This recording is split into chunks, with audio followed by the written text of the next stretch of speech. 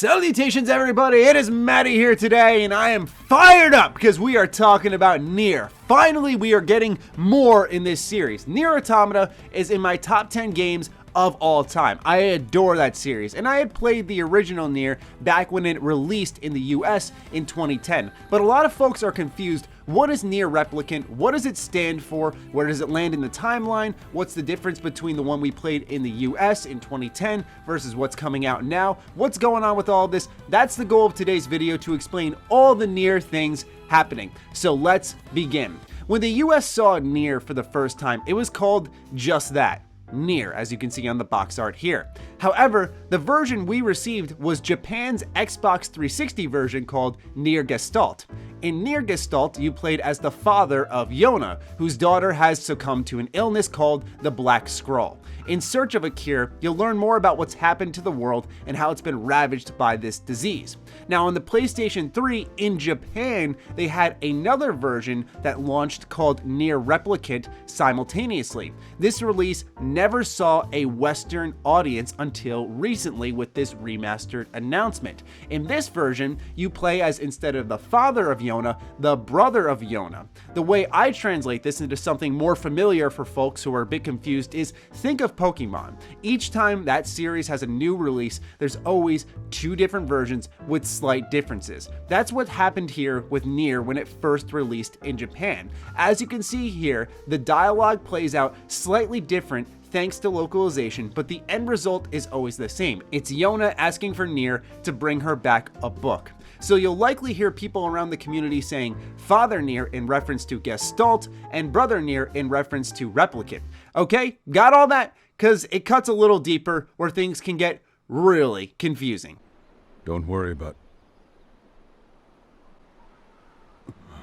So NieR itself actually began in a relatively fascinating fashion, not one that's common in the industry, and it's why it's developed such a cult following. You see, there's another series that Yoko Taro headed up called Drakengard, and it was the events of Ending E in that very game that led to the birth of the game series we're talking about today. In Drakengard, there is a character known as Accord, and she's important to remember because it leads to an awesome theory I saw. Basically, there is a store in NieR Automata, and it mentions how the weapons there have been delivered by a woman named Accord, who is an android, naturally inferring that it's the same one from Drakengard. Even more interesting is, in this store and also around the world, you can find weapons both father and brother NieR used. So for example, to start off the game in both NieR Replicant and Gestalt, you use an iron pipe. Just like any weapon in NieR Automata, using the weapon enough will unlock its weapon story. Here is the story for said iron pipe. It's not until level 4 that you can tell this is a weapon story from the perspective of brother NieR to father NieR, reading, "So please don't go anywhere, alright Dad? Don't leave your Yona all alone, okay?" And considering he's calling him Dad and referencing Yona, that would mean it is Replicant speaking to Gestalt. To make it even more fascinating, while there aren't story differences between the two, which is important to note, NieR Replicant and Gestalt take place in completely different years.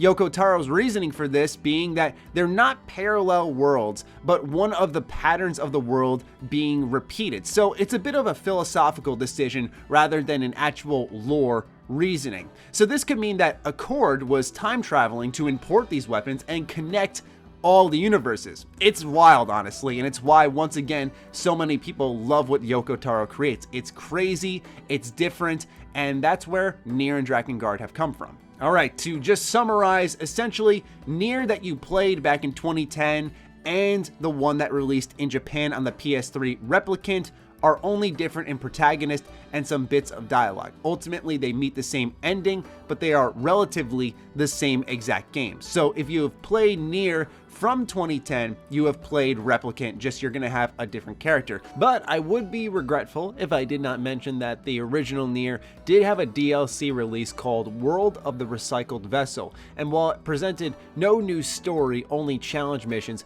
you did get to play as what people call young NieR, or brother NieR. So there is that for the original NieR that came to the US. But that's not all, because this remaster is important since it adds new content, new endings. There's so much to go over. So let's get into that. The remaster is being called NieR Replicant version 1.22474487139.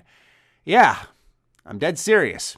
Those of you who are familiar with NieR Automata's DLC, which is titled 3C3C1D119440927, probably won't be shocked, but everyone else is confused and maybe walking away at this point in time, which I understand, but once again, this is NieR. It's a little weird, it's a little niche, as I mentioned in the beginning.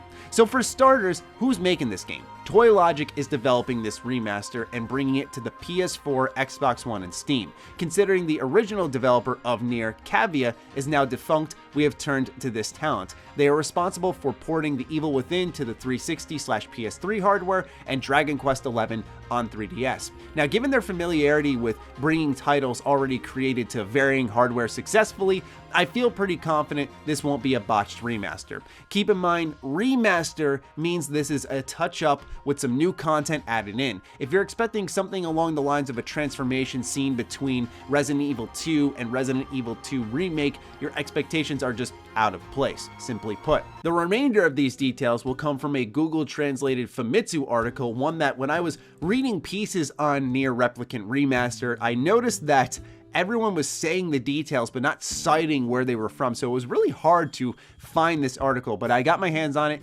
along with all my other sources. They will be linked in the description down below if you want to give it a read. First and foremost, the game will be fully voiced. So this more so applies to points when you're walking around the hub areas and you're interacting with items and it's just text boxes. Now the game will be fully voiced from top to bottom, which I think is good for monetization, interactivity, and so on. More interestingly, for returning fans, is going to be the new ending. Yosuke Saito, who produced the original NieR, said he doesn't even know that himself, but let's be honest, right? Why A, address it if it's not happening, and B, you're the producer. You know what's happening, and maybe they don't want to announce it quite yet, or they want to make people speculate, but I'd say it's pretty certain it's going to happen. Next, and the one I'm most excited for, is Keiichi Okabe re-recorded all the songs for NieR. New songs are also being added. Now, for those who aren't familiar with who this composer is,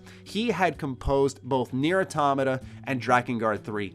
Absolute masterworks in the terms of sound. Music that's so beautiful, it not only depicts the locations you're in perfectly, but it's so good that you can listen to it outside of the game. I highly recommend, even if you're not a fan of NieR, that you give these soundtracks a listen. Now, these names may not sound familiar, but just give me a moment and I will explain who is who. So, Natsuki Hanae, Yui Ishikawa, and Kaoru Akiyama also have a little role in this NieR remaster. Yui actually just finished recording her lines. Now, for those who don't know, Natsuki is 9S in Japan, Yui is 2B in Japan, and Kaoru is Pod 53, who supports 9S in Japan. Meaning that if these voice actors and actresses are returning, then this is very exciting because they will more than likely symbolize more of what connects NieR to NieR Automata. Because for those who have played NieR Automata, you may realize that you don't have to have a lot of baseline knowledge of the original NieR to truly appreciate how excellent NieR Automata is and to understand its story and what's happening in the world.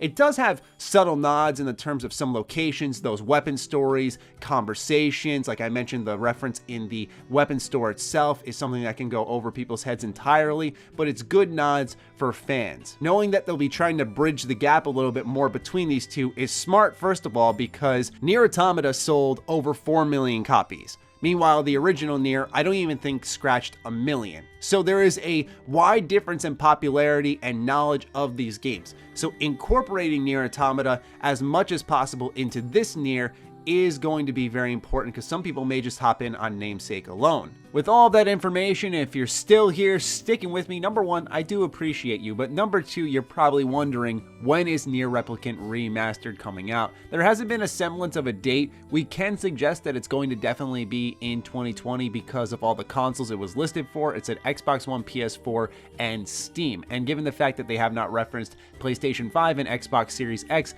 I would imagine it would be at least before the holiday season. With that said, when I received an email about NieR Replicant, it did did say coming soon. Now, I doubt it's coming in a month, but maybe sometime in the summer, say June, we could expect this game to actually release. I imagine there will be a short window between the timing of this announcement and when it actually does release, but that is just speculation on my behalf. Now, for those who have not played the original NieR, it is, I would say, not as good as NieR Automata. The story is excellent in NieR. It is absolutely the star with how dark it is, how sad it is, and that's sort of what you can come to expect from Yoko Taro. When it comes to combat, it's a little button mashy, and the world and environmental designs leave a lot to be desired. Hopefully some of that stuff does get an overhaul because it can get a little stale pretty quickly. That was even back then. I imagine nowadays it may not age as well in that department, but just keep those expectations in mind. Now, that wasn't it for NieR news. There was also a NieR mobile game that was announced. It's very light on details, so we're gonna head over to pocketgamer.com and read a brief write-up on what they know so far about the game.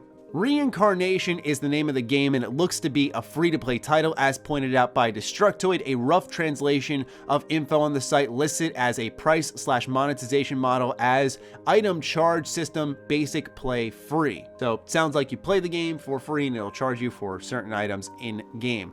Next, it says scroll down to the bottom of the site and you'll see that iPhone and Android are listed, no doubt suggesting it's heading to both platforms, so everyone will be able to access this. We do not know if there's going to be timed releases where, for example, iPhone will get it first. Furthermore, we don't know if this is coming to the West, so that's one thing we will see in due time. Lastly is the developer. The one is Applybot, who you may know from rhythm action title Seven's Code or RPG Blade X-Lord. We also know that Side Designation is behind the character designs here. The team has previously worked on NieR Automata and Grand Blue Fantasy. When it comes to a Western audience, I think that Grand Blue may be a little more niche than NieR itself, but I do recommend checking that one out. Some really cool character designs and lore there. But yes, we do not know too much about NieR Reincarnation. I still wanted to include this information in today's video because it was a big NieR blowout. But anyway, that is everything we know so far when it comes to NieR Replicant Remaster. Hopefully you have a better understanding of the story, the implications here, and that you can safely leap in now and properly understand what's happening. And with all of that, I will leave it in your hands. If you have any questions, fire away down below. Other than that, follow me on Twitter, follow me on Instagram. Those links are in the description down below. Big thank you to the patrons for allowing me to create a more niche video like this. I really appreciate your support, and I'll talk with all of you soon. Stay sexy, stay active. I love you all. Peace.